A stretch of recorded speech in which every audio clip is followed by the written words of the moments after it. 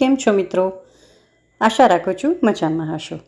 હવે આપણે બજારમાંથી શાક લઈ આવીએ ને તો બસ આ રીતે કોથળીમાં આપે.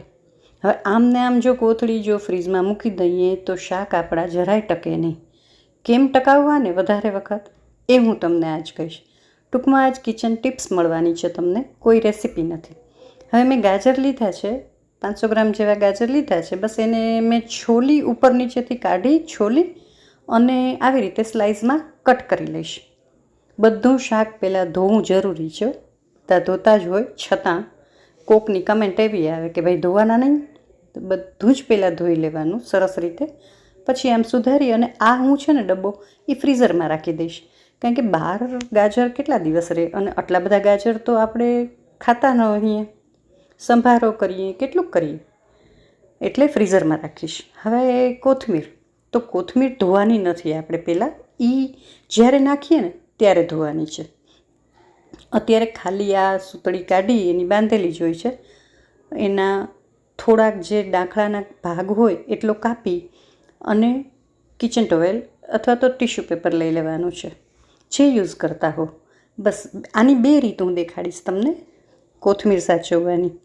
એક રીતમાં આવી રીતના ટિશ્યુ પેપરમાં એને આખું બંચ વીંટી અને થોડુંક અમસ્તું ટાઈટ વીંટવાનું છે. બસ રોલ કરવાનો થોડોક ટાઈટ. જો એર જશે ને તો જલ્દી બગડી જશે. આમ રાખશો ને તો અઠવાડિયું આવીને આવી ફ્રેશ રહેશે. બીજી રીતમાં મેં અહીંયા એક કાચનો કપ લઈ લીધો છે. એમાં આપણે મૂળિયાનો ભાગ છે એ કાપશું નહીં. કાચના કપમાં ગ્લાસ તમે કાંઈ પણ લઈ શકો. પાણી ભરી દેવાનું છે. સરસ તાજું પાણી ભરજો, ગોળાનું ઠંડુ. અને પછી એમાં આ રીતે મૂળિયા ડૂબે ને એ રીતે કોથમીર રાખજો. એ રીતે પણ ફ્રીઝમાં અઠવાડિયા સુધી તમારી કોથમીર ફ્રેશ રહેશે. મિત્રો, જો ટિપ્સ ગમે ને તો વિડીયોને લાઇક અને શેર કરવાનું ચૂકશો નહીં હો. હવે અહીંયા મેં મરચાં લઈ લીધા છે, એને એકદમ ધોઈ નાખ્યા છે અને લૂછી નાખશું. પાણી સાવ કોરા થઈ જવા જોઈએ. બસ ડીટીયાનો ભાગ કાપી ટિશ્યુ પેપરમાં વીંટાળી અને ડબ્બામાં પેક કરી દો. કેટલા દિવસ સુધી આવા ને આવા ફ્રેશ રહેશે.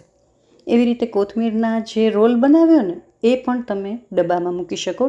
બે ઉપર નીચે બે ટિશ્યુમાં રાખી અને પણ ડબ્બામાં મૂકી શકો. કેવી લાગી આજની કિચન ટીપ? મારી ચેનલને જો સબસ્ક્રાઈબ ના કરી હોય ને તો કરી લેજો. કાંઈક ને કાંઈક નવું જાણવા મળશે.